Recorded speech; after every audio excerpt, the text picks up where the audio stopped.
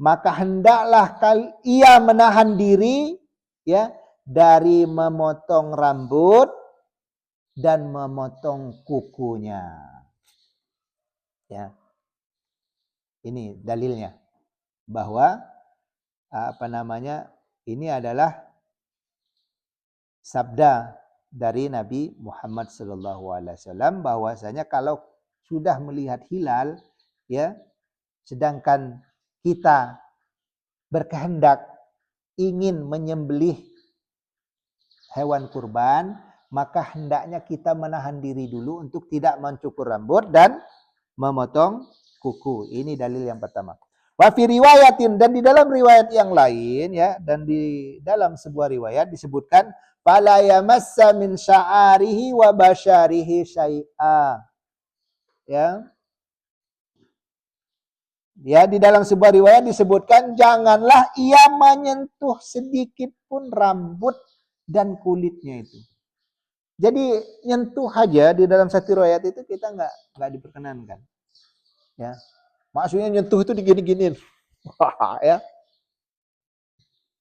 Dan memang saya sendiri rasakan ketika kita gini-gini itu ada yang ikut biasanya. Ada yang jatuh juga. Gitu ya. Nah, jadi begitu, ikhwah. Ya. Apa korelasinya ini? Ya enggak korelasian. Ya. Enggak ada hubungan. Pokoknya kita ya ya sami'na wa ata'na ya terhadap syariat ini. Ya, kita iktidak ya kepada Nabi Muhammad sallallahu alaihi wasallam, tunduk dan patuh. Ya, dalam satu dari beberapa sumber dalam beragama. Karena salah satu sumber beragama yaitu apa? Yaitu sunnah Nabi Muhammad sallallahu alaihi wasallam. Apa-apa yang datang dari kaulnya Nabi, apa-apa yang datang dari fi'ilnya Nabi, dan apa-apa yang datang dari takrir Nabi Muhammad sallallahu alaihi wasallam. Jadi ya, enggak nanya korelasinya apa. Gitu ya.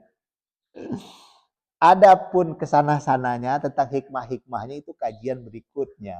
Ya. Kita lanjutkan bacaan. Wa hadza amrun,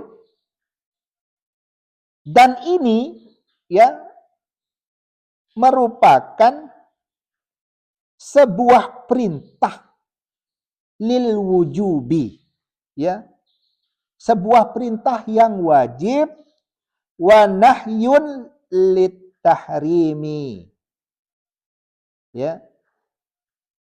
Ini merupakan perintah wajib dan larangan yang haram ala arjahil aqwali li'adami wujudis sharifi lahuma. Ya. Ini merupakan perintah wajib dan larangan yang haram menurut pendapat ya yang paling kuat. Ya. Karena apa? Li'adami wujudis sharifi lahuma. Ya. Karena tidak ada alasan yang memalingkan ya atau yang membolehkan keduanya. Jadi enggak ada alasan, enggak ada argumen, enggak ada dalil tentang perbolehannya untuk mencukur atau memotong rambut atau memotong kuku. Enggak ada. Ya, oleh sebab itu ya maka kita menjalankan perintah ini ya dan larangan ini ya. Wa hadza amrun lil wujubi wa nahyun lit tahrimi. Ini adalah perintah wajib dan larangan yang haram. Terus kita lanjutkan. Fa iza ta'ammadal akhdha min sya'rihi wa azfarihi alaihi ayyastaghfarallaha wala fidyata alaihi wal udhiyatu bihaliha. Ya, ini. Jika seorang sengaja memotong rambut dan kukunya, ya, apa kata Syekh di sini? Ya, apabila ada seseorang yang menyengaja untuk mencukur rambut dan memotong kukunya, alaihi, maka wajib baginya ayyastaghfirullah. Wajib baginya untuk beristighfar kepada Allah Subhanahu wa taala. Ya. Kalau menyengaja motong rambut, motong kuku itu, ya, agar supaya dia itu taubat maksudnya. Agar taubat. Ya, padahal sekedar apa? Sekedar memotong rambut dan kuku. Hal yang mubah pada asalnya. Tapi dalam saat-saat seperti ini, maka dia ada tadi apa? Amrun lil wujub tadi. Ya. Kembali. Jika orang sengaja untuk memotong rambut dan kukunya, hendaklah dia beristighfar. Artinya bertobat kepada Allah, ya, wala fidyata alaihi. Namun tidak ada fidyah untuknya. Ya. Kalau puasa kan kalau kita uzur, ya, salah satu untuk mengganti puasa itu yaitu dengan fidyah kan begitu, ya. Nah, kalau yang seperti ini, ya ketika memotong rambut dan memotong kuku, ini tidak ada fidyah baginya kata Syekh di sini, ya. Wala fidyata alaihi wal udhiyatu bihaliha. Dan hewan kurbannya itu tetap sah. Tidak juga membatalkan apa? Kurbannya itu tadi. Ya tetap dia kurbannya sah. Namun dia apa? Namun dia anjurkan untuk bertobat. Nah, terus gimana nih? Ya udah sabar dulu lah, ya. Sabar dulu selama 10 hari untuk tidak mencukur rambut dan tidak memotong kuku. Atau ngorek-ngorek itu. Apa namanya? Kulit-kulit, ya. Kulit kapalan, kulit apa? Di bagian-bagian kuku itu. Biasanya kan kita begitu.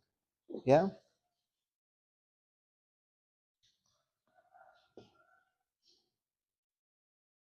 Kita lanjutkan.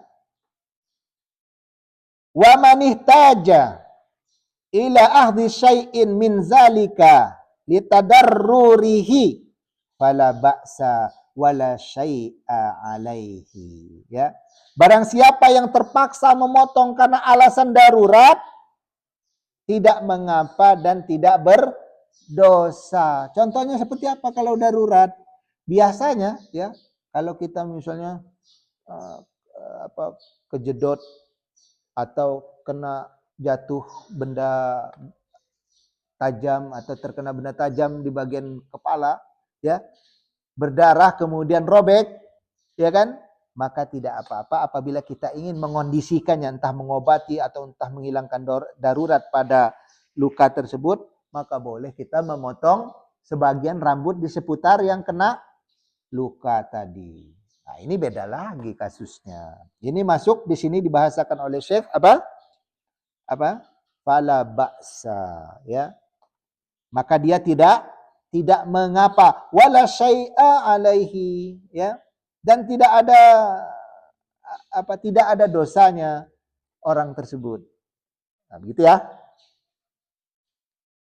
Nah, boleh motong kalau darurat, ya. Contohnya kalau kuku nih, dia nusuk-nusuk di bagian sini, kalau dia nih sangat menyiksa misalnya, karena dia robek atau apa, maka boleh untuk dipotong. Ini beda lagi, darurat namanya. Kita lanjutkan.